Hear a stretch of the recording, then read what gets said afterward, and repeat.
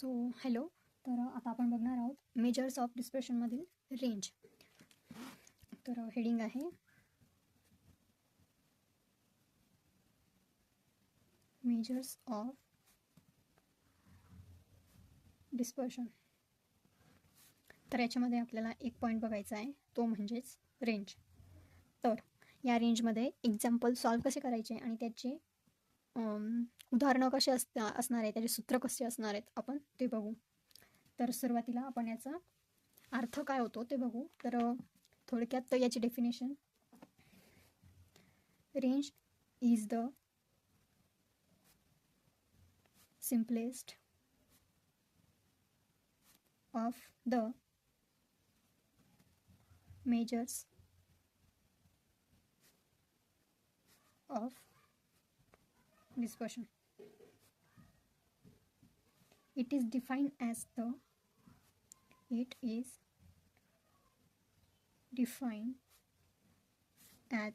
the smallest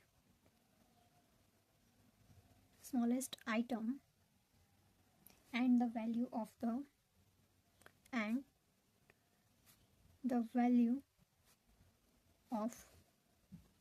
the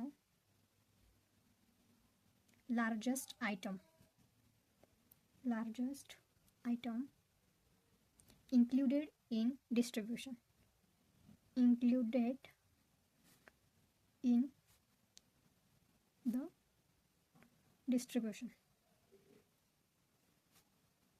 तर ही याची definition आहे.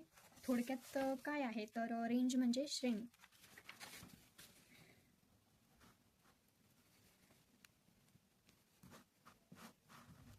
रेंज म्हणजे श्रेणी असते. तर एक सिम्पल फॉर्ममध्ये बघितलं तर यामध्ये दोन व्हॅल्यू असतात, एक सिम्पलेस्ट व्हॅल्यू आणि एक लार्जेस्ट व्हॅल्यू. तर आता इथे एल या व्हॅल्यूला समजा एल आणि एस म्हणून ओळखले जातात. तर इथं बघू आपण रेंज, त्याच्या व्हॅल्यू बरोबर एल आणि एस. आता where L means largest item or observation. Yes means smallest item or observation.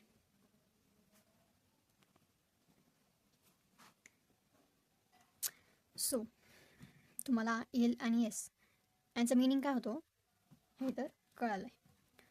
तर आता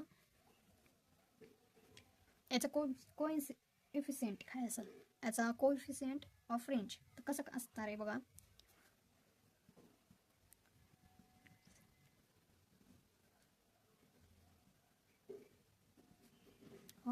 कोएफिशियंट ऑफ रेंज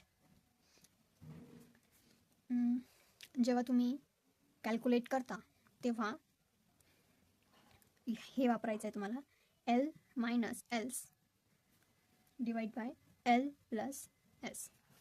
तर आता हे याचं आपण एक्झाम्पल घेऊन याला बघू. तर मी इथं एक्झाम्पल घेते आहे, म्हणजेच तुम्ही सॉल्व करू शकाल. तर तुम्ही इथं एक्झाम्पलमध्ये एक्झाम्पल घेणार आहे. Following R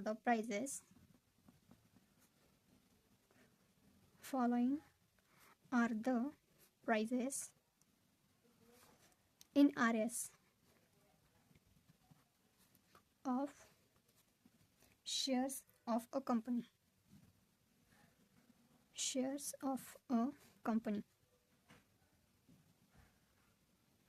on 6 consecutive days.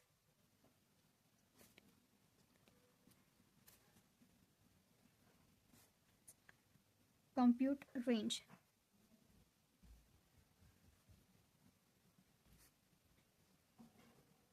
And coefficient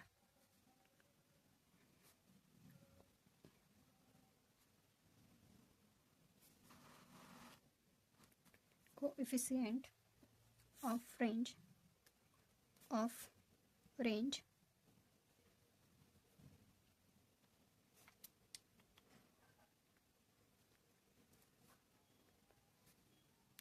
त्याचे डेट्स डाटा दिला आहे त्यांनी.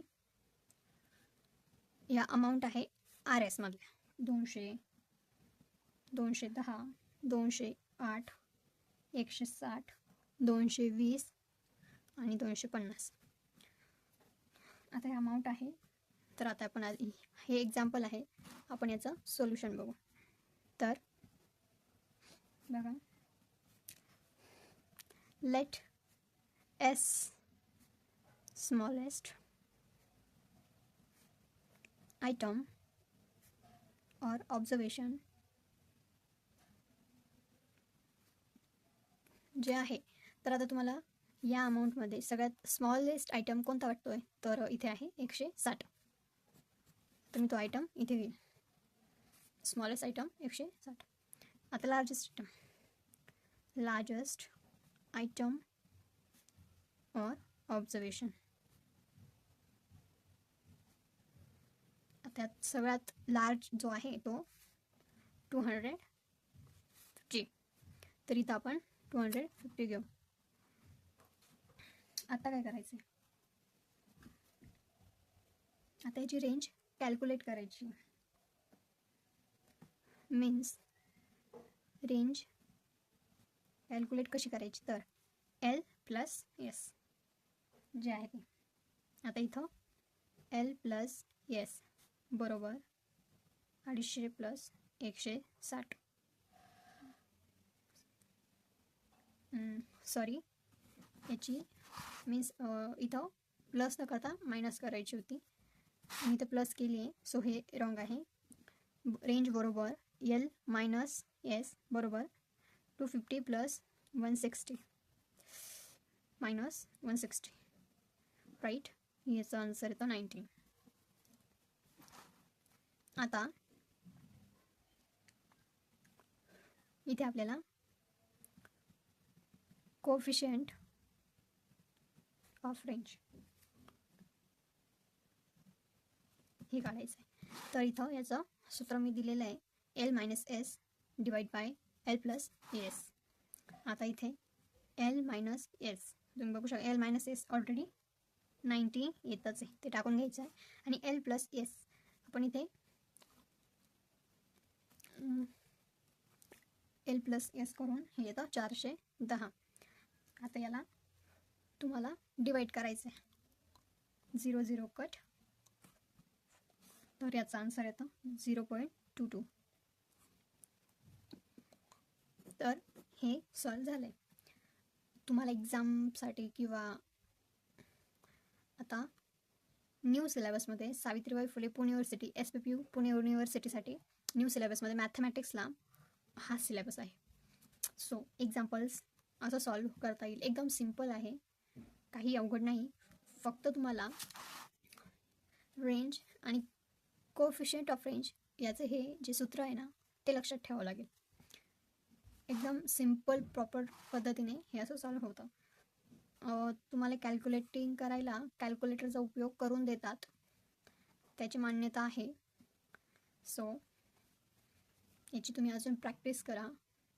असेच नवीन नवीन एक्झाम्पल्स घेऊन तुम्ही याला परफेक्ट करू शकता. बाय.